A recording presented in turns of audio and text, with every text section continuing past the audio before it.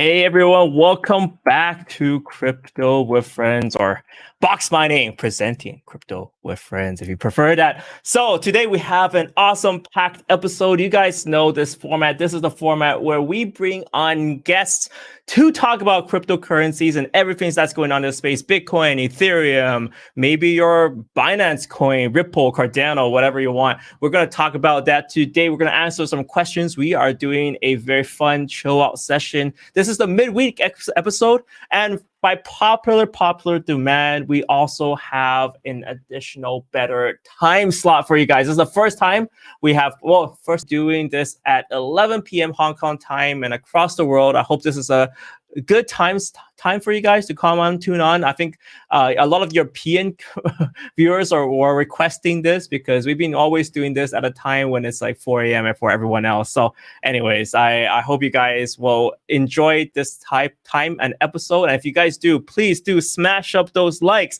I want to see those blaring. I want to see that pumping like there's no end tomorrow, because this is probably a good time for everyone else. Also, it's very late for me, so I hope you guys appreciate it. So let's start by bringing on some guests. We have Nathan awkwardly drinking some coffee. We caught you, Nate. We caught you, Nate. We caught you.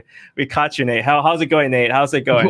What's up, guys? It's going well. It's someone mentioned in the chat it's 10 a.m. in Texas time. It definitely is 10 a.m. in Texas time, and drinking some coffee. You're on crypto time, I see, because okay, can I reveal that you just woke up? Can I reveal that? Is that kosher? Sure. Morning, Nate. Morning. Woke up, yeah. Morning, Nate. You're on crypto time. That's life, right? More normal people wake up at 6. Crypto people wake up at 10. I do the exact same thing. So let's do that. Also, Nate has an amazing channel on YouTube called Cryptonauts. So guys, check out, guys. All right. We also have Rob from Polkastarter. Hey, Rob, how's it going? Rob the Bear. Good, Rob the Bear. Man, what are you talking about, man? I've been buying, man. He's the guy who cashed out first, so you earned that name. You earned it. You can use it with pride. You can use it with pride. You can use it with pride, man. Yeah. How's it going? Oops. He just disappeared because he's a little bit hiding. What did I ever do to you, man? What did I ever do to you? He's like, So Rob, obviously, he's shared a lot of insights with us in the past, and he's been a little bit bearish, which was actually the right call for the market as well. So his view is always appreciated. And today we have one more guest here. We have Chris from Collateral. He's joining us all the way from the UK. Hey, Chris, how is it going? Very good. Great to be here, guys. Welcome. First time guest on this channel, but he has a lot of insight to share, especially if you're in the UK, especially if you're looking at the decentralized finance space.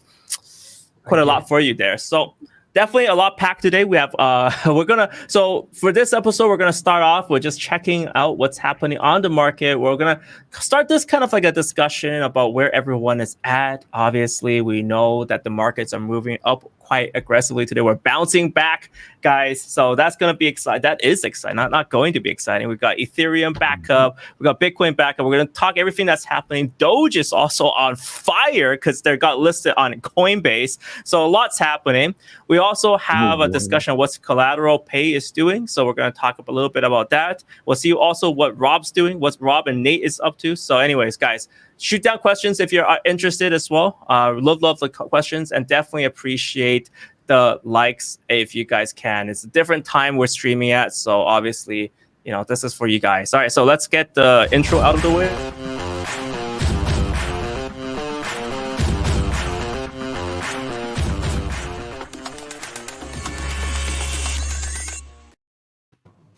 All right, so let's start, guys. So, well, what do you guys think, guys? Like, market's finally bouncing up a little bit, just a tiny bit today. We have Bitcoin, $38,000, almost $38,000, with Ethereum pushing up 2,717. We're kind of like within this magical zone, right? It seems like all the way, always on midweek, like almost as we approach a Wednesday, we reach 2,800 and it dumps down to 200 on the weekend. It almost seems to be like a recurring pattern every week. So I guess I'll take what you guys think about what's happening right now. Are you guys excited, or are you guys enjoying this little break that we have in this cryptocurrency market here? Yeah, I think it's great, man. It's good just because right now, like I've probably said this like so many times, I can't even my ledger is in LA, so I mean I'm leaving tomorrow morning to drive back. It's like a 25-hour drive, and so it's good.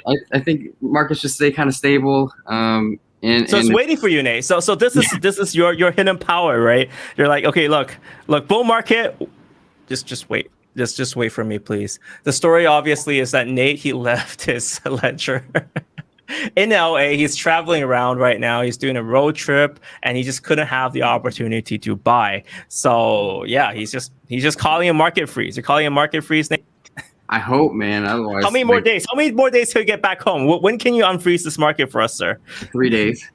4 days, 3 or 4 days. Yeah, I mean, when I get back, well, dude, watch this. Gotta be precise. Gotta be precise here. Okay, let's say Saturday.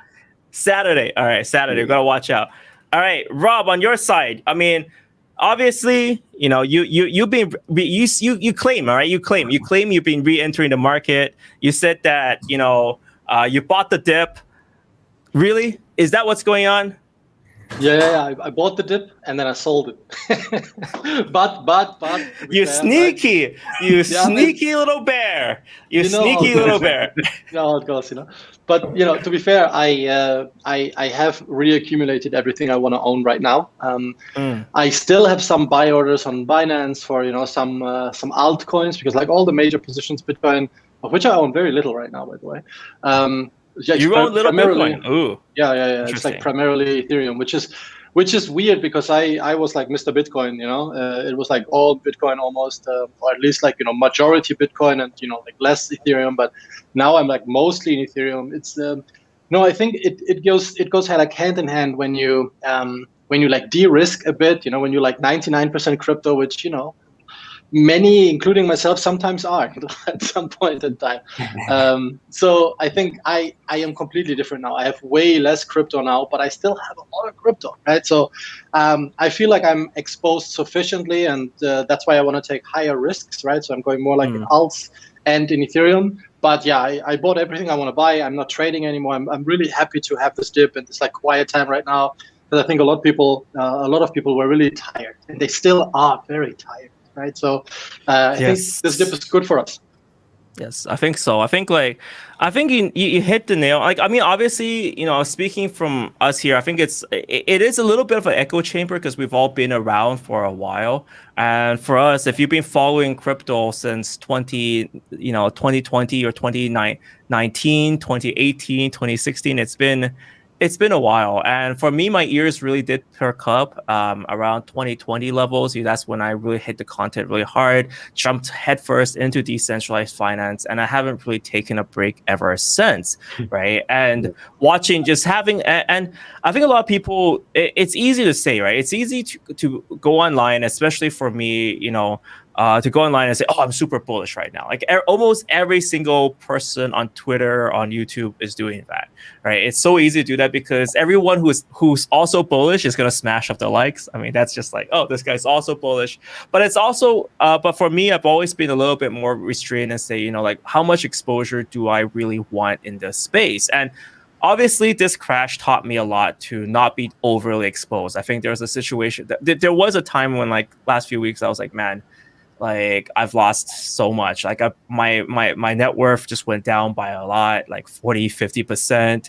You know, I just look at these numbers. I'm like, okay, look, I need some time off, and it does happen, and it gets the best of both of us. I think I didn't sell much. Like I sold some on the way up, but like I was saying, I'm anticipating, you know, stronger markets. But the problem, of course, is that we will you know, the dips will come along the way, and we've seen that throughout 2017, and it's very, very hard to time the market. So on my trading account, I'm fine, but on my HODL account, you know, it hurts. It hurt for me.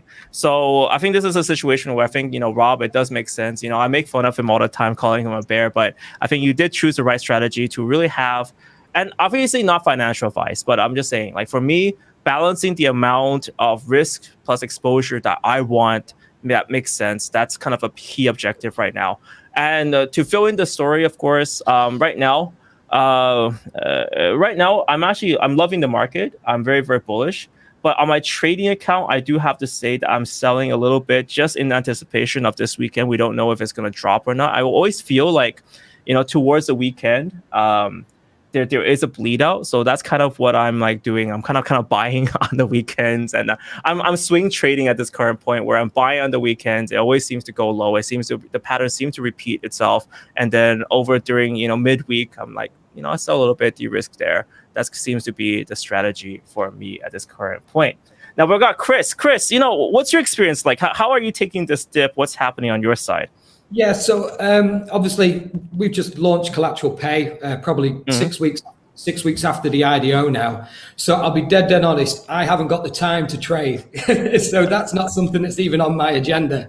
I haven't got the time to look at the markets and look, anybody. So this is like the first time. It's like your first time. You're like, whoa, what's this, right? What's this Ethereum? Ethereum's at like 2,000. Last I checked, it was at 50 or something like that, right? But in all honesty, outside of collateral and the business itself, I'll be dead honest. I did buy with my business partner. We did buy in the dip. We did buy some Ethereum, and we also invested some money into DOT, which is the network that we're going with. And coincidentally, also, well, Rob's on as well. We obviously saw that Polkastarter got listed on Binance, and we had a little dip in there as well. So it's funny that you're obviously on the call today. So those are the three routes that we went, as well as a little bit of Kasama as well. But in terms of trading, that's not really my go-to, if I'm being honest. But yeah, I think overall, I think the way that the market's gone long term has been a good thing, just to try and take the wind out of the sails while people can just get a little bit of realism back from where it was going, to be honest with you. But that's just my so let's talk about this. All right, let's talk about realism and Doge, right? Because everyone's got their strong opinion on Doge. And Chris, I got to have your opinion on Doge. I love that smile, by the way. Well, again, not financial advice and only my opinion. I think I personally don't own any Dogecoin. I think the people who are doing it, if they're making money along the way, good luck to them. But for me, my bricks and mortar is investing in projects where they've got something tangible and long term, and I just got that feeling. For me, Doge doesn't offer that. But again, that's only my personal view. Everybody who's buying it, good luck to them, but it's not for me. It's such a controversial topic, and you learn a lot by asking people that question, because you can, are they a crusader that will just, shit on shit coins? Are they a meme coin lover? Are they, do they try to strike the best balance possible? I think that was CZ. I put him on a tough spot by asking him that question, because, it's hard, because, he runs an exchange, people trade on it, right? So you can't shit on it, but at the same time, you can't say the best things about it too, because, there's always some issues. And I think, obviously, with Dogecoin bringing that up, there are some problems, like top holders holding a lot of this coin. However, that being said, it's on Coinbase right now. I guess Coinbase doesn't want to miss out on that ridiculous trading volume, right? You have to remember that these exchanges, they always make money when people trade. So if there's a demand for trade, right? If there's $12 billion of trade volume, they'll want to go for it. So yeah, so we saw that. So we saw Elon Musk tweeting about Dogecoin today. So it's kind of the revival of the dog coins. We have Coinbase listings. So I guess congrats. I guess I like your neutral comment. I like it's like, congrats to anyone who's in it. I think big congratulations. Yeah. Dogecoin. Well, Nate, you should be happy. Are you in? Are you in, Nate? Are you in? Clearly, I'm a dog, bro. Nate, dog, right? I mean, for fun. I think it's fun. Meme coins are fun. I'm like Kabuso, Shiba. I mean, it is what it. Like I've said it so many times. Like I'm not buying it for the utility. I'm buying it for the community, and it's literally for fun. I'm okay to. In it for the community, bro. In it for the community. Yeah, it's chill. It's got a good community. It's fun, man. Right, like, I need to stop judging you. Stop judging. That's like my New Year resolution. Don't judge people. Don't judge people. I got into the Doge thing too, but I just, to full disclosure, for me it's purely for trade. So I don't want to promote any Doge or anything there, but I did buy and speculate on Doge. I feel like it's one of those things that was, if you see what was happening on TikTok, I think I just couldn't help myself but to speculate a bit. So I won't be a hypocrite here. purely for the trade, but I'm definitely not going to say anything about the coin itself being awesome or whatnot. But anyway, so I think I'll leave it at that.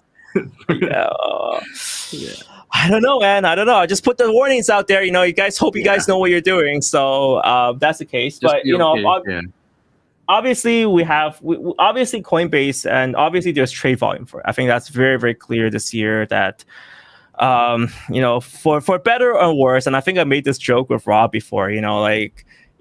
Realistically, I'm in crypto to change the world, right? I know it sounds stupid, but at the end of the day, I actually believe in crypto. Like, I own Bitcoin, I own ETH, and one of the biggest reasons why I own Bitcoin is I actually believe that this is a way to people to freely transact. It's something that is above the governments.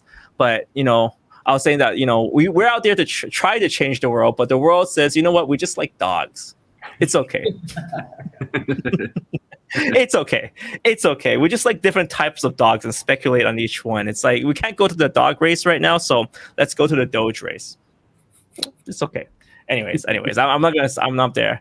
RC says, what about Shiba? Half the supply burnt. I mean, we talked about Shiba and what happened with Vitalik. I guess it went for charity, which is a good thing. So Vitalik owned half the supply and he dumped it on the market, which caught a lot of people off guard, I think. But hey, you know what? Is it still alive? Yeah, I think this was the point when Vitalik decided, oh, wait, I'm going to throw that on my screen right here. This is the point where Vitalik decided to dump a little bit on the market. And, I guess it's still, higher than what it was at, right? So anyways, all right, talking about stuff today, we still have quite a strong market, not just with Bitcoin and Ethereum, but we got Polkadot moving quite aggressively. We got Polkadot up around 15% to back to $25. We got BNB up as well, 18% actually, so for $413. A few people were asking me about that, so I think it's very much more confidence being restored onto this market. The Chinese freaking out a little bit less at this point. I think that seems to be what's going on, or seems to be. All right, let me quickly run through the news, what we have here, what I have prepared for you guys. So first and foremost, Standard Chartered plans European crypto exchange after HSBC says no to the industry. So I think this is kind of always funny, but I think this is something that people who have been in crypto for a long time, it's a problem that people who have been in crypto for a long time really encounters, because if you ever try to cash out that crypto to a fiat bank, into fiat, you'll run into a problem which a bank says, okay, look, we don't like crypto, we're going to exit you as a client. And HSBC has been infamous for doing that. And one of the reasons, they'll never tell you the real reason, but it's because they're under a lot of scrutiny by the US government after they were caught red-handed in the whole Mexican cartel ordeal. Go search that up. I think Netflix does a big documentary on HSBC's involvement on that. But especially in Hong Kong here, HSBC is one of the most strict banks, and they'll exit you if anything happens. Like if you have any crypto, touch crypto, that's not good. Trading crypto, not good. But money laundering for the Mexican cartel, that's perfectly okay. You can definitely taste the salt in my eyes or my mouth. But anyways, but Standard Chartered says, we're going to do it. And I think this is something that will happen. I think this is something that this year, I think a lot of these banks are taking crypto seriously. It's just an issue of whether or not, it's a matter of when and how they can get the compliance done.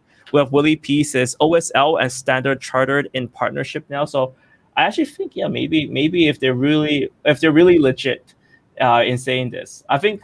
So according to Reuters, they partner with Hong Kong Exchange owner BC Technology Group to allow a platform for a UK and European institutional market. Kind of interesting. So I guess the big guys got to come first, and then the individuals come later. So, anyways, I guess, do you guys have any thoughts on that? I personally think it'll just take that one bank to make that jump over the hedge, and the market will be so vast that the others will follow suit. It's just that first one taking the plunge. But yeah, we have the same problems here in the UK with regards to banking, and I think everybody has it around the world in terms of cashing out. It's very, very difficult, and they don't make life easy because both cashing out and in. I think cashing in, like getting money in, is all right-ish, but yeah, cashing out is definitely a big problem. Banks just really don't like it for some reason.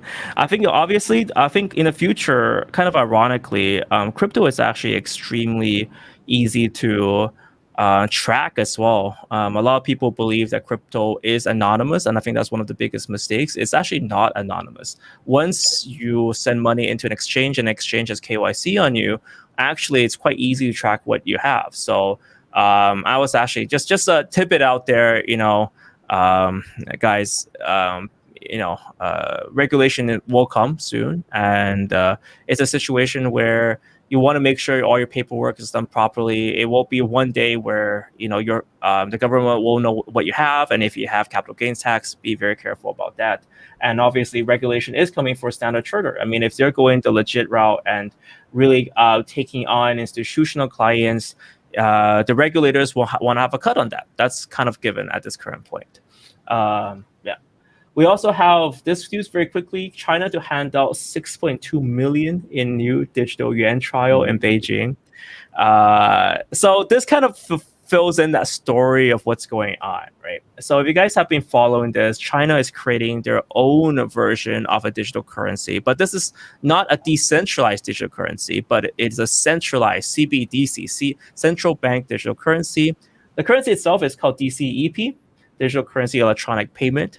Super awkward name, but what they're doing is initially they were trying it in the smaller cities, right? They're doing a very, very limited trial of this digital currency, but now they're pretty much gearing it up for mass adoption. So not only are they distributing it, but they're distributing it in their capital, right? This is in Beijing. They're pushing that really hard, and they're giving away free money to anyone who's willing to try it. Now, the big difference here is that this is fully backed by the Chinese government. So it's issued by the governing body, the PBOC, and then all the banks below it, they have the signatures and the control over how the issuance and how it works. So very, very different design, but at the same time, of course, it kind of borrowed a little bit from blockchain technology. Now, why is this important? Is because China is very clear what they're doing. They're trying to push hard their own version of a centralized digital currency and kind of pushing Bitcoin away at this current point. So if you remember the China FUD that came in the last 2 weeks and is still pretty much ongoing, this is the reason why, right? Because they're doing a carrot and stick, right? They're pushing crypto back and they're saying, look, come over to this side, come over to DCEP. Right. And the reason why, if you guys look at the design of DCEP, is that they have control at every single level. So whether it's the app, so say, for example, China mobile banking app or the ICBC mobile banking app, these apps have direct control over that currency. And then these banks also have direct control. So it's very, very much a situation about control. The top guys in China are saying, look, push crypto away because we can't control that. Right. The issue here is that what they can do is they can match the names to Bitcoin addresses, but at the end of the day, if they don't have the private key, they can't access that account. This is completely different for their own version of the bank, of their DCEP. DCEP is controlled at every single level by the big banks. Every single level, and there's multiple layers too. So every single tier can stop currency from moving, can freeze accounts. They have complete power in that regard. So yeah, that's pretty much it as a matter of fact. Okay, so that's what's happening in China. They're pushing that hard. Obviously, they're pushing down crypto, and it's still going on. Other news, I thought this was kind of interesting. Even Vitalik is surprised how long ETH 2.0 is taking. I don't know. I think it's going to take a while, guys. It's going to take a while. I think we pretty much anticipated that. If you're surprised at this point, I think you got to understand crypto. All right. And then I just want to have this, which is cool. So if you guys are interested in crypto and you're looking for why, what we're doing here and why it's super important, well, this is some statistics on what's going on. So right now, if you look at the fees in the last average, 7-day average, we basically have massive amount of fees generated both on Ethereum fine. But if you look at Uniswap, so for this decentralized exchange, it's generating $3 million of coins in 7 days. These are some huge numbers, and this is why DeFi is going to be around, because what we're having is people are using these decentralized finance services, and these products are already generating massive amounts of fees. So I actually feel like this is something that's super cool. But anyways, I just want to show you guys these statistics that are going up. I mean, you can see these numbers moving up. Both Uniswap going up. You can see SushiSwap is moving up. QuickSwap on its way as well. So I think that's kind of always cool. So I guess I'll get your guys' take, a little bit of discussion, and we'll talk about Chris Collateral Pay. But, what's your take right now? Like, I know, Rob, I think I'll start with you. You said you're super bullish on Ethereum. Why is that? Why Ethereum over Bitcoin at this current point? Well, it really just comes down to exposure, right? So right now I have much less crypto than I had before the dip, right? Or like a little bit before the dip, because of course I sold everything. But I still own like way less now, right? So, and with owning less, I like to increase my risk appetite, right? And like people have like said that for years, right? That altcoins are like trading Bitcoin on leverage, right? And it is like that, of course. And it's still a bit like that with Ethereum too, but less so, right? So, and maybe it's like a 1x leverage instead of a 5x leverage, like with other alts, right? So, I just like to have. I do think that Ethereum obviously has still a higher upside, right? There's so many crazy predictions. Is that because of DeFi? Is that because of what's happening on DeFi, or why is that though? Yeah, that's a good question. I think people are still no. I think it's not DeFi per se. It's just the smart contract part, right? I mean, smart contracts are so important that people still memeing ADA for not having them, right? So it's like when there are virtually unlimited possibilities of what you could be building, right? Then, I mean, think about DeFi as an example. This didn't exist about a year ago or like a year and a half ago, right? So people came up with this entirely new idea based on the same like Ethereum, right? Like, okay, we have a couple of like minor like version updates, right? But these are minor things, right? And yet it took years to get to something as impressive and impactful as DeFi. So what's next? That's the question, right? I think so. I mean, I'm a big believer in DeFi. I think it's kind of funny. Okay, obviously none of this is financial advice, but what's kind of surprising, right, is when I talk to people who are coming into the space, and even if they have a little bit of experience in the space, right, especially if they understand Bitcoin and blockchain, then you suddenly talk about what you can do on Ethereum. Like, say, for example, a lending platform, something simple as Compound, right? It works, right? And all of a sudden, Compound, like if we look at the stats, right?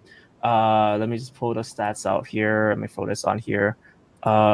It's generating $348,000 per week, right? And that's because people are actively using it. People are actively supplying coins. Let me just give me a sec here. Let me go do the unlock first. Let me get everything up here. But I think that the key here is that a lot of people don't understand that this actually works and functions, right? So I think it's like a lot of people also were kind of doubting why people want to do this. Well, why would you want to supply Ethereum onto Compound and borrow out at Ava? But it turns out that the traders really like this because they can borrow out coins and short them, right? These traders, they can make these they can make these effective shorts by just borrowing the assets and selling it, right? So I think it's all of a sudden it's a case where all that utility is coming in now. I don't know why it's not loading very well. And like you said, Rob, I think if you look at the value locked in DeFi, right, it just came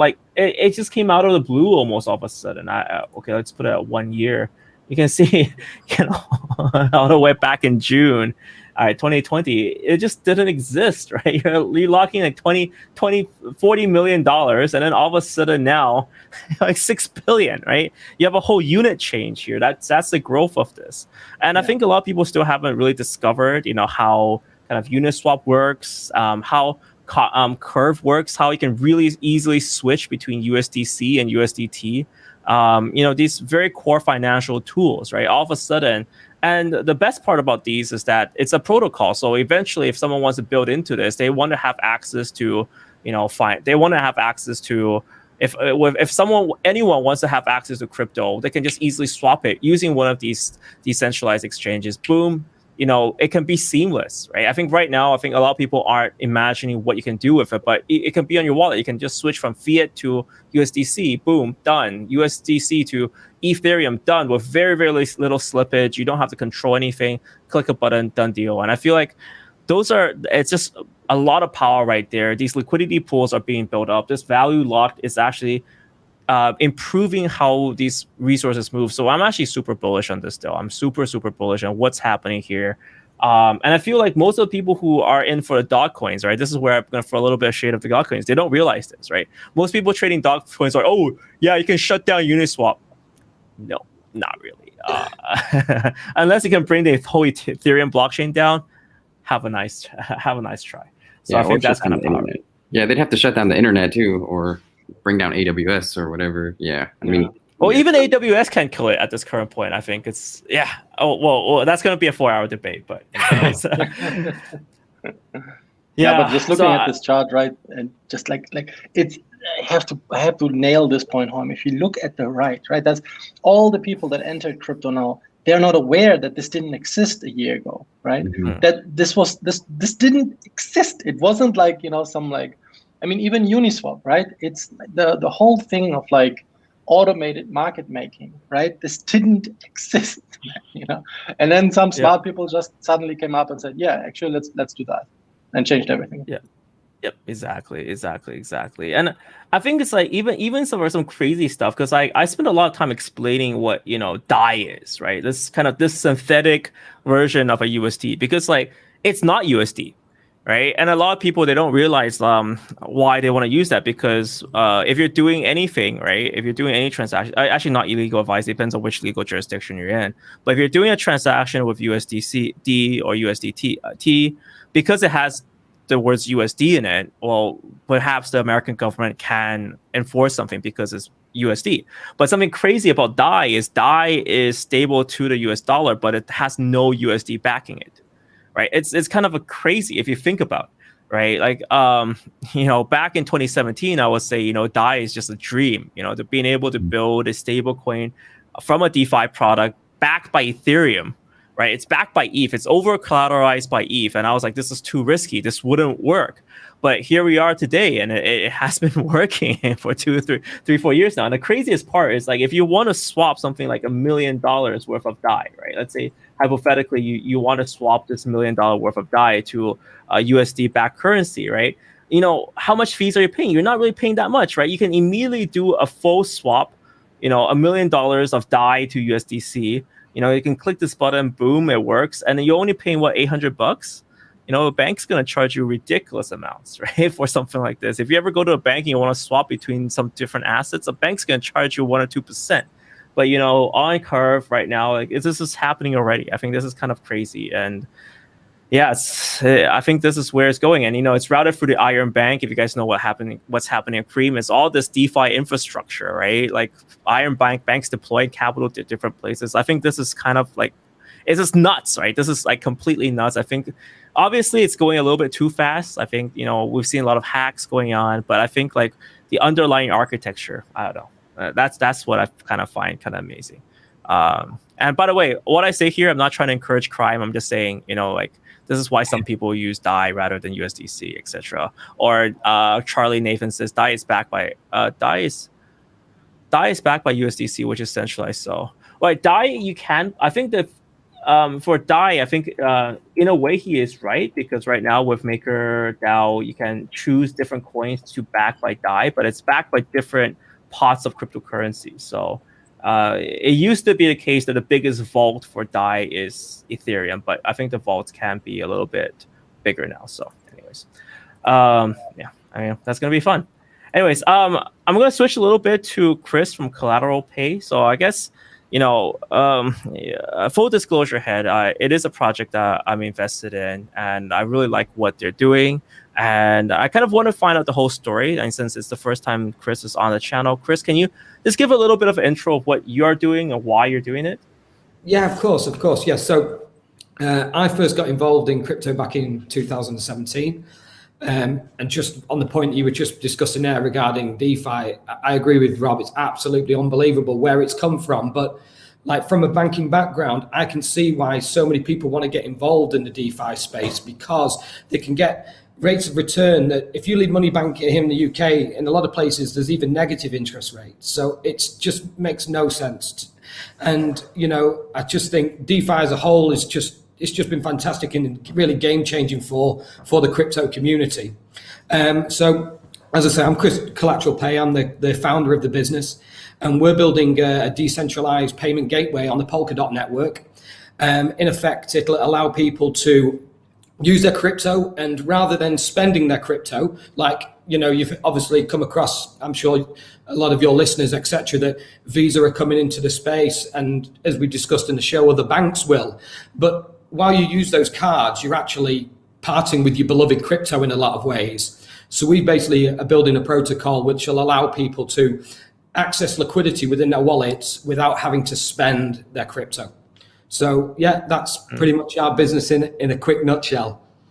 So this is for someone like, I guess if you're crypto diehard, because I know a few people who are total maxis in this space.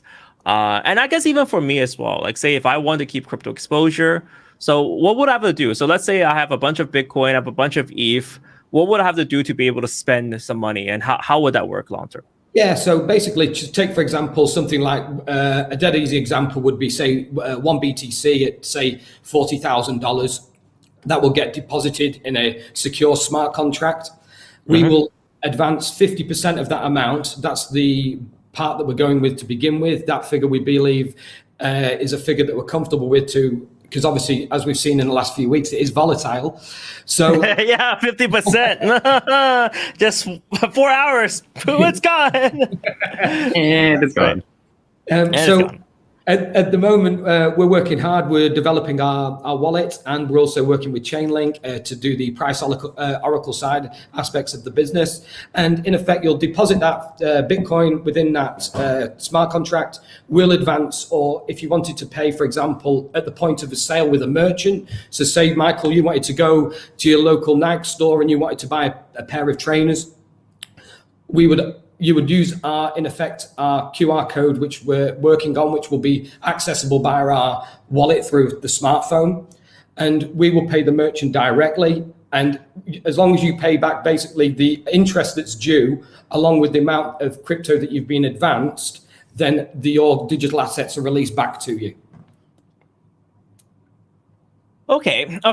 All right. So obviously, this is great for people who are total maxis. But for me, right, I'm thinking of a situation where I want to use this, right? Because for me, I kind of, all right, let's say I don't want to, okay, because, all right, you see where I'm going here. I'm not going to be racially stereotypical. I almost went down that road. But as a Chinese person, right, I feel offended to pay a 20 or 30% APY on, like a credit card debt is real, man. Credit card debt is real. I will never get into credit card debt, all right? Like, like Rob was doing this, like, cut it out. But it's true, right? You're true. My mom would beat the living shit out of me if I had credit card debt, right? Like it's 20%, right? Like 30, right? So our rate, sorry, just as you know, so also maybe an easier way maybe to explain it also is that, for example, if you get a loan from Nexo, the minimum loan amount that you've got is obviously $500 that you're going to have to draw down. With ours, there is like no minimum spend. So in fact, basically, rather than you having to fill in all the information, wait for your loan to draw down, you might just go out and not want to spend that $500. So in effect, you're not paying the interest on the $500. And just to give you an idea of the rate, we're looking at exploring rates of around 8 to 10%. Right. So it's about keeping the crypto exposure. It's about ability to spend in crypto. So I assume that you have the option to allow me to just spend in crypto, and I'll pay a conversion rate, right? Yeah, I've got probably a good example for you. I don't know whether you guys knew a few years ago that Hublot bought out a watch. That was a Bitcoin watch. I can't remember the exact. I know that one. Yeah, I know that one. Hublot bought out the watch, and we've been having some good conversations with Hublot over the last few weeks. So that watch was $25,000 to buy. You could only buy it with BTC. So at the time when somebody wanted to buy that watch, give or take the figures, they had to cash out 7 Bitcoin in order to buy the $25,000 watch. If they'd used collateral, they would have deposited the funds, we could have purchased the watch for them, and then fast forward 2 years to now, that watch in effect has cost them $420,000. It was 7 BTC, yeah? Does that give you like kind of an idea? So obviously we've got the measures in place with Chainlink if the price goes down, but obviously it gives the user the upside if in the event obviously that the crypto goes up. But again, not financial advice, it's just something that we believe and something that I would use every day. Got it. So it's a situation of expenditure and balance. I think this is something that's I know a lot of maxis, all right, who would love this, right? Because they want to keep that crypto exposure. They want to be in this point. And I want to ask, like, you know, from the regulation side, like, you know, how have you managed to achieve this, right? So, you know, from the background of how are you making this work?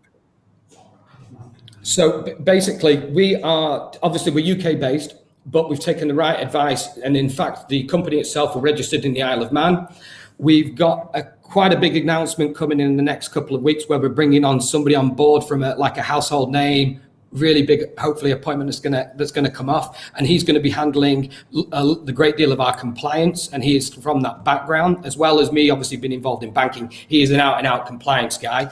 And basically, we've just made sure that we put the right measures in place to make sure that this can be done properly from the ground up. That's why we're not UK based, because the legislation in the UK with regards to the FCA is very, very grey. You know, we speak with the FCA, we've had a number of conversations with them, and nobody can give you a crystal clear answer. So we paid a great deal of money to make sure that we got the right advice, to be in the right jurisdiction, to make sure that it can be run properly. Yeah, and this is the hard part, right? Like, I think with any project like this, because you're kind of bridging the DeFi and the CeFi world, right? Yeah. Where, you know, crypto spending within crypto, great. It's super easy to do, right? If I ever want to buy something with crypto, great. But if I want to go in a shop and spend that crypto, you know, as much as I know there's one figure, a very controversial figure that tries to make people accept Bitcoin. I think it's Roger Ver. But as much as Roger Ver can scream, shout, wave his middle fingers around, it's not going to be the case where every shop accepts crypto, right? And even Elon Musk backed down a little bit on crypto. I think that was very, very ironic. But anyways, but regardless, so this is a solution where it's like, okay, look, you're going to bridge that with the CeFi world, all right? You're going to allow credit cards, or you're going to allow, traditional cards to be used. So is this credit or debit on your side? It's debit. There's debit cards, yeah. The dead simple way of putting it is they're over collateralized loans. So you're putting up more collateral than the drawdown is. And, that's pretty much it in its simplicity, really. Right. And okay. Mm-hmm. It might be worth just mentioning, Michael, that also in the future we will be looking to bring in a card as well. But that's, at this moment in time, it's going to be app-based, but there will be a card ultimately. Right. So it's going to be app-based, and you're going to eventually try to integrate that with the fiat. Right. Got it. Because I saw your a bunch of logos here. Right. I saw. You have, it's next generation payment. So, all right. Okay. So collateral is going to be the one that combines everything together. So regulation side. So, I mean, this isn't a very easy job. This is a pretty big feat. So you said you're registered in Isle of Man. How are you getting who can use this? Who are you opening up to first? Who are your first users? Who of our of our viewers can get to this? Yeah, so the first rollout, which will be later this year, Q4, that we're looking at, the development and the roadmaps going as per, like people can find in the light paper or online. I won't really bore you. We can go into that depth if you want, but development's going really well. And the initial rollout We'll do a pilot run to begin with, which will be UK based. We will then expand that into Europe and then move from there. So they're the two territories that we're going to go with. The reasons being, I've got previous experience within those territories, and we've had conversations with two major payment gateway providers who basically are looking to incubate us, and that's why we've chosen those two areas to begin with and focus on. Got it. I think, Rob, you wanted to ask a question, right? Yeah, I have a couple of questions about this, because I actually was involved in a crypto startup a couple of years ago that did something or wanted to do something very similar with a card, actually, right? With an actual card connected. So essentially, and it was also based in the UK. So now you just mentioned that you're in Isle of Man, right? But yes. we like I know that we were like talking to the to like several like financial consultants there, and they were all telling us that even though it's collateralized, you still need to do a credit check on them. How's it in the Isle of Man? No. In terms of the credit check, it's not required. However, customers will have to do their KYC. Mm-hmm. Okay. Yeah. Okay. So this is different in Isle of Man than in. Yes, a different. Okay. Interesting. Yeah. Okay. So then, can you tell me what's the USP of this actually, right? Like, because what's the difference between like me going, let's say, to Aave and borrowing something there, or maybe somewhere else even, right? And then doing this myself? Yeah, so basically, as you mentioned there, if you go to like Aave or Nexo, we're also dealing in the fiat currency as well. And also, as I mentioned before, with the likes of Nexo, if you just want to go and buy that everyday item, you don't want that loan for $500 and paying that interest on $500. That's why we've tried to remove that barrier to entry. And also, this is being done at like the point of sale. It's not done. So say, for example, Rob, you're going, out to the city or whatever, and you're going to go for a meal or whatever it may well be. Before you go, you don't sit down at your computer and go, this is how much this meal is going to cost. I'm going to draw that money down, because you might not go for that meal, or you might have a great time and spend a bit more money. Whereas ours will be done at the point of sale, and that's where we'll look to onboard merchants directly through a free, basically we'll have an app that's free in the store. And then also, as I mentioned just briefly before, we're talking with a number of different, two major payment gateway providers that will allow us to do this online. Okay. What keeps you from doing a card, right? Because the crypto cards are being really, really simple right now, right? They used to be a lot more complicated, but now they're they're much harder, right? And what keeps you from connecting to something like a Visa scheme network or a MasterCard scheme network, right? Or even doing something like it's tough. There's another payment provider which is very different from you, of course, but there's Utrust, for example, right? Like what keeps you from tapping into these resources versus building your own app and your own infrastructure? Rob, a really simple answer is that, as I mentioned on brief, I can give you just a little bit. We're bringing on a guy who's formerly of eToro. He'll be joining us, and basically he's been through this journey before, and we'll be getting our own license. So so in terms of electronic, in terms of getting the card license in place, we could bolt onto somebody else's, that's right. But we've got time whilst we're building out the gateway and getting the developments, in place. So that's just part of our journey, that we wanted to do it ourselves rather than be beholden to somebody else, because we've seen in the past that, and you will have guys will have come across like the likes of like 10x and things like that. Like we've seen other cards come, and then when you put your control in somebody else's hands, that can be taken away from you, and you've got no control over that. So we've tried to get the right foundations in place and build up from there, rather than being in a sprint. All right. I have a lot more questions, man, but there's not a lot of time. Maybe you and I could catch up again after. Sure. Yeah. Right. I think this is a great grilling session. I think we got a lot of detail here, and this is something that I really want to encourage on our channel as well, because getting someone who's been a lot of experience in this space really helps, and it's one of those things of Rob. Definitely thank you. We also have one question from Michael Hyun from our chat, who says, why not use a point of sale to route crypto to fiat, so merchants receive stable coins in the back end that convert to USD on payment, so the stable coins can be utilized until T+3 deposit? Yeah, that's something. Go on. Sorry. Yeah, go on. Yeah, go on. Yeah. Yeah, that's, as I say, what the question is there is pretty much what we're looking to try and implement. Right. Yeah, I think it's kind of interesting that Rob brought this up because obviously right now, like say on Compound or Ava, you can deposit Ethereum or wrap Bitcoin, and you can pull out a loan in stablecoins if you want to spend it. Right. So what you're doing is you're kind of doing this on the back end. Right. So they don't have to just go and, play with these DeFi products. They can just go deposit the crypto and then start spending. Right. That's the kind of the core objective, to really make it a lot easier for that spending process. Yes. And also maybe one point just to also throw in there, because the person, again, similar to Nexo, because the person isn't actually selling their crypto, then obviously subject to your jurisdictions, you've got the tax advantages of that as well, because you're not paying any of the capital gains. Yep. All right. So that's interesting. And where do you see this going? So, I mean, obviously you're building out products, and where do you see us heading in the next, like, say, 5 to 10 years? I mean, this is one of those really annoying questions, but, obviously, at some point, CeFi and DeFi is going to come together, right? What's your kind of vision for that? Yeah, well, it's a really, really tough question. Like Rob just mentioned before, 12 months ago, we didn't have DeFi. So 5 or 10 years, we could all be living, on Mars with Elon, who knows?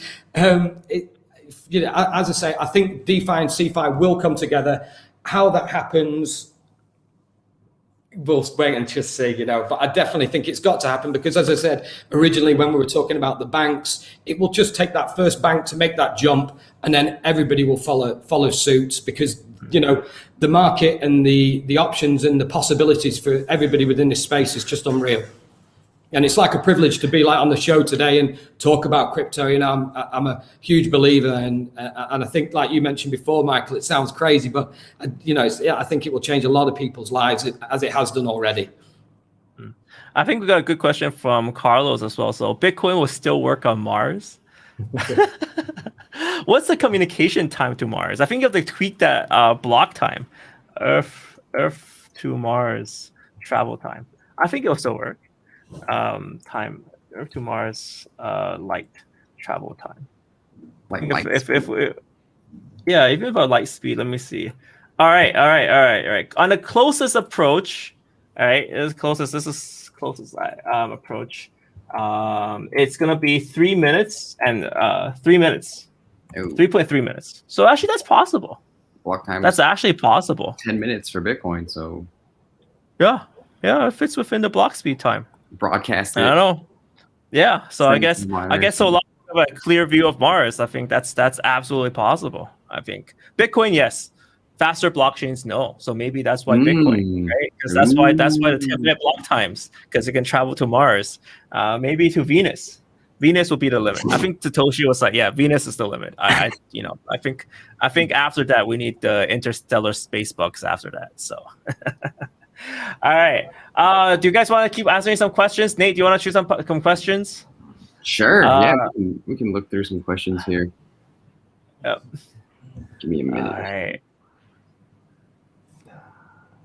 So Rob, on your side, how's everything going on your side? Are you listening to a lot of projects recently? Are you free to disclose that, or is that like? No, I think so. I think I mentioned that I think in the last stream maybe.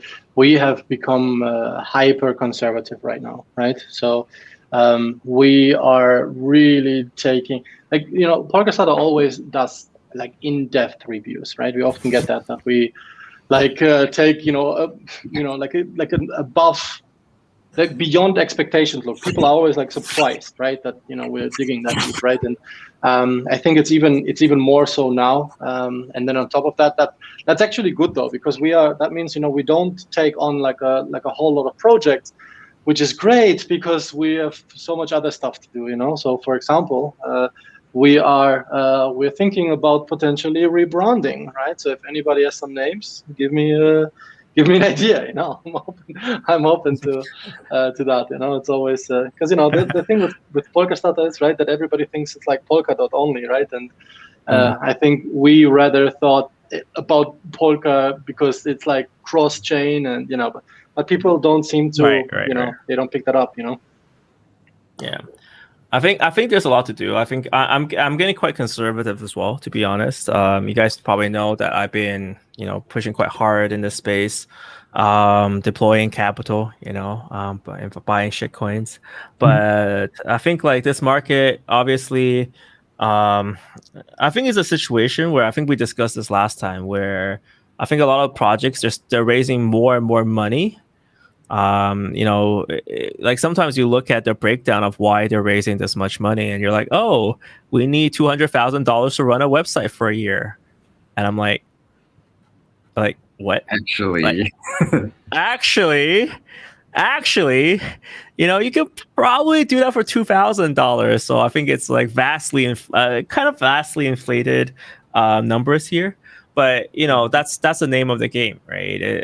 Sometimes it's very much inflated and stuff, and I feel like there's a lot of inflated egos right now. Like I talk to some people, and their egos are, it's all crazy, the way up right? there. Yeah, not. So I think it's a situation where being a little bit defensive is good, and maybe just wait until people fall down to earth a little bit. If they're really looking for money to start a good project here, then fine. I'm willing to deploy capital for that, but without, but at this current point, I'm just kind of waiting for that time. So we got another question from Michael. So while he said this is directed to Chris from Collateral Pay, while the liquidity is being lent to Collateral Pay, will you guys utilize fractional reserve custodianship? Are you lending out pending collateral to receive interest until payment is prepaid? Ooh, good question. Yeah, he's got the good questions. Sorry, while the liquidity is being lent to Collateral Pay, would you guys utilize fractional reserve custodianship, lending out pending to? No, we don't. Is the honest answer, which is basically taking the collateral and locking it within the smart contracts. It's not custodianship. Yeah. So you guys aren't running Tether, right? That's the real question. Right, because like so bad joke. So Tether, it turns out that they're not keeping their USD. They're deploying only 3% of your capital saved in Tether is USD. The rest is saved in interest-bearing assets. Apparently, that's the last we've heard of it. So, anyways, yeah. Nate, do you have any good questions from the community? Yeah, well, Michael's been asking some really good questions. A lot of the questions that I've seen is kind of like, is there a bull season, BTC bull season incoming from Llama 6666? And then we got some questions about NFTs. Overall, some pretty good questions. Like anyone holding Algorand from Lucas. Algorand. Yeah, I actually like Algorand. I like Algorand, but I'm biased, so. I guess we'll tackle one by one. You guys, okay, bullish or bearish on Bitcoin? Okay, so let's do a quick, thumbs up or thumbs down for you guys. So up being bullish, down being bearish. All right, let's do it. All right, Nate, that's not fair. I thought we were going to go like 1, 2, 3. Pressure. Yeah, we were, but Rob ruined it for everyone because we have to do it gladiator style. Be like, yo, off of his head, dude. Like. Dude, I'm like 99. Yeah, I'm like BTC. Like you're deep. 90%. Yeah, so I mean. Believer. I'm bullish. believer. All right, we got Rob. So Rob, you're bullish on BTC, but you don't really have much. Why? I have some, right? I have maybe in like a 3-to-1 ratio or something like that, right? So I have a lot more Ethereum than Bitcoin, but I would never have no Bitcoin. I think that's cuckoo talk, right? Why would you never know? And you just don't know what's going to happen, right? So. Yeah, you always want to be exposed to the top assets, I think. Yeah, and I think Chris 100%, right? Because your whole product is for people who are like this, right? Yeah, definitely. Yeah, I'm actually secretly a BTC maxi, so I have like dog coins and stuff, but your heart belongs to BTC. Bitcoin is my thing. I think you have a homie that's releasing an NFT soon, right? Yeah. I can share you my screen real quick. It's pretty interesting stuff. So maybe I can share with you guys about what it is. So this is my friend Adrian Picardi. He's a director out here in Los Angeles. He has over 250 million views, and he created a film during the pandemic. And he also has like a lot of like an art book and stuff like that. So he wanted to kind of put together an NFT, and he's building it on Refinable. And they actually gave him this interview, which I thought was pretty cool. You guys can check it out. I can link it to you guys, and it's on sale now. It's his art book. This is essentially like what he used to create the film, and he spent a ton of time on it. So if you guys have time to check it out, it's kind of cool. I think it's a very good use case because he finally was able to, you know, from a non-crypto perspective, Refinable was able to kind of get him on board, like take him through the whole process, and he can finally put his NFTs onto Refinable, and that's what he chose. And so yeah, he's my homie, and I just wanted to give him a quick shout out. And yeah, check it out if you have time. Nice. And you guys know, full disclosure, I'm an advisor on Refinable, and just to give that shout out to, okay, he's up there right now. He's right there. He's featured. Yes. Nice.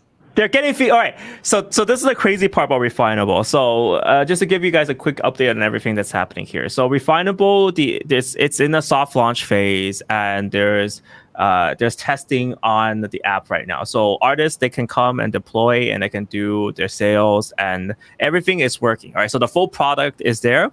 Why is it a soft launch? Why aren't we going, oh, crazy? Like I talked to Nick, I'm like, yo, go crazy on this, right? But not yet, because Nick is saying, yo, look, they want to do the soft launch because they want to make sure that everything is fluid, and if there's anything there's always going to be one porn pic up there, right? There's always going to be one, super messed up thing. And we have to figure out how to deal with that, and how to kind of either, hide explicit photos until they're shown, etc., like adding these features on. So this is kind of the phase we're at.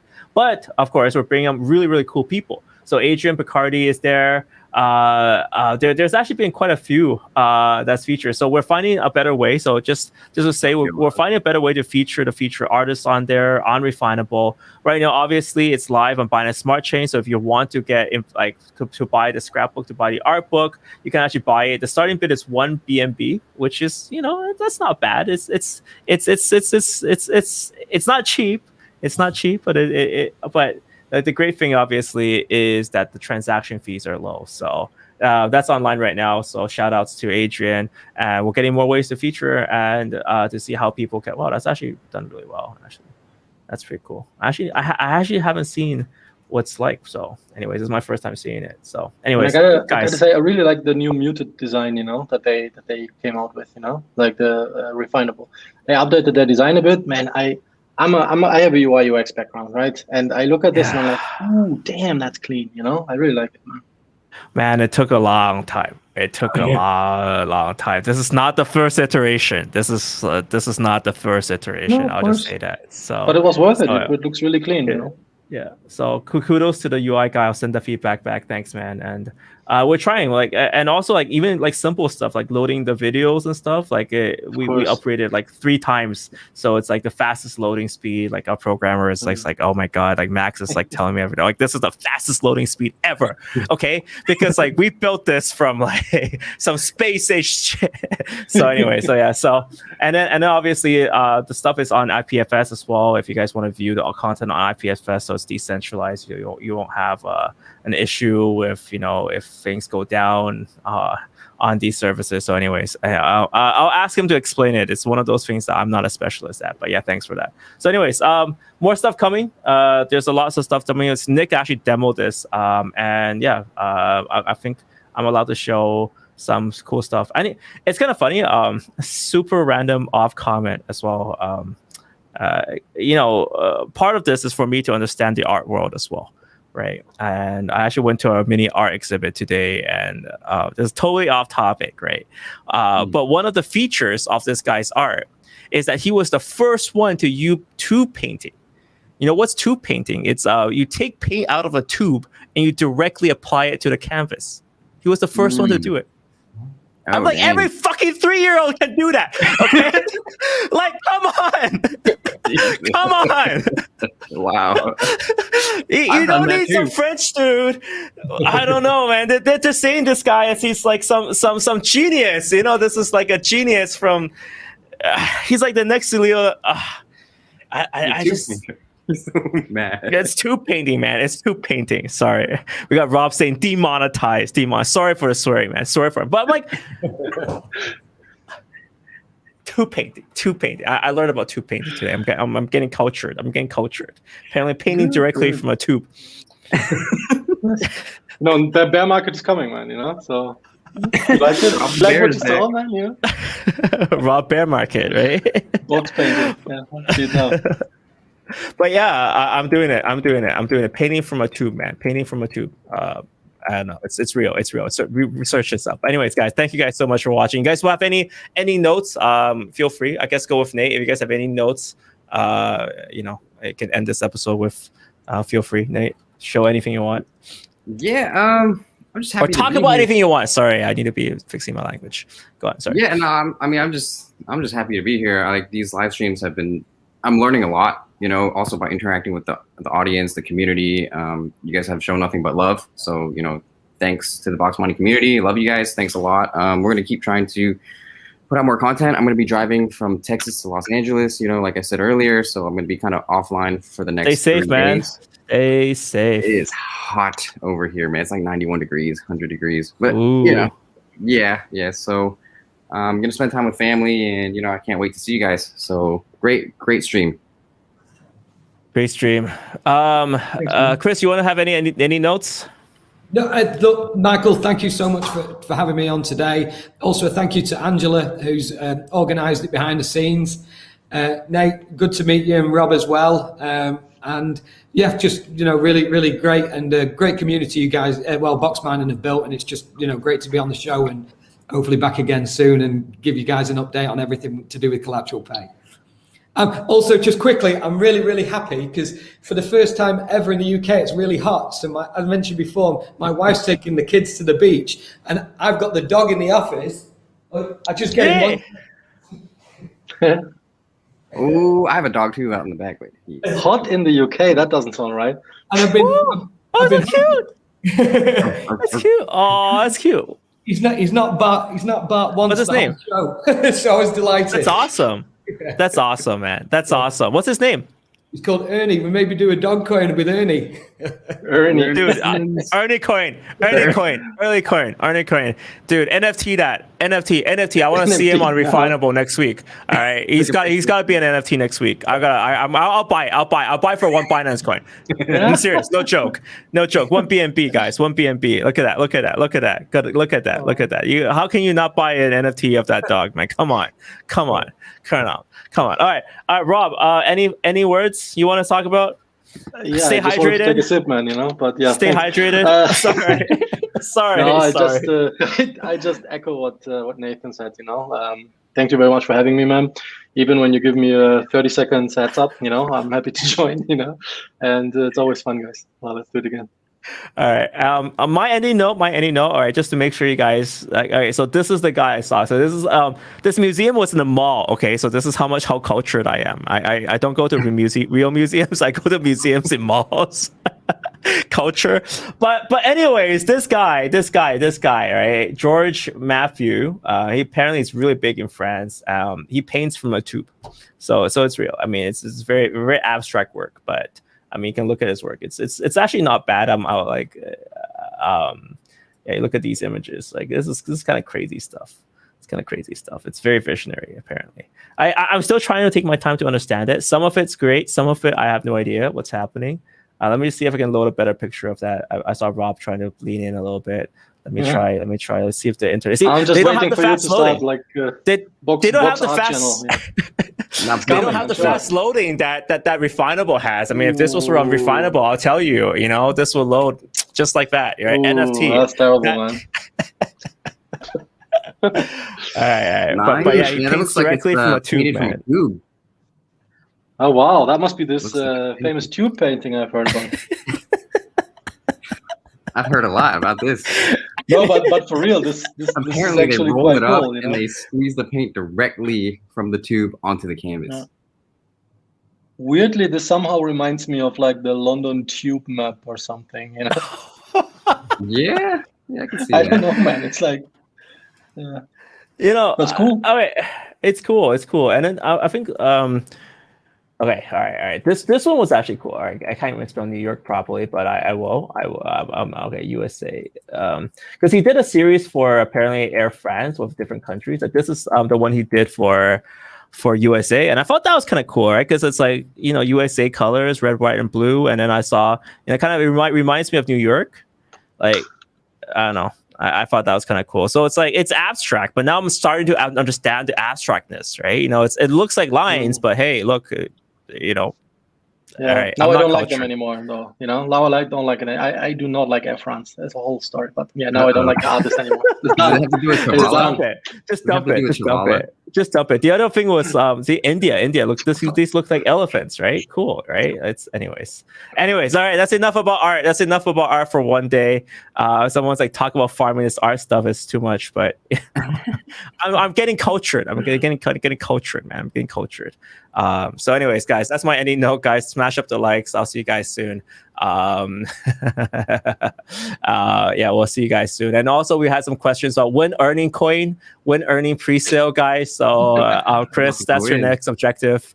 Get that done. All right, guys, thank you guys so much for watching, guys, today. Smash up the likes if you guys found this entertaining. We always like the comments as well, so put comments down below. I know Ryan wants to talk about farming. I just did a whole spreadsheet for farming too. The rates aren't as good anymore, so it's like we're scraping and we're doing Excel. So I'll share some of that with you guys very soon. And with that, guys, thank you guys so much for watching. See you guys next time.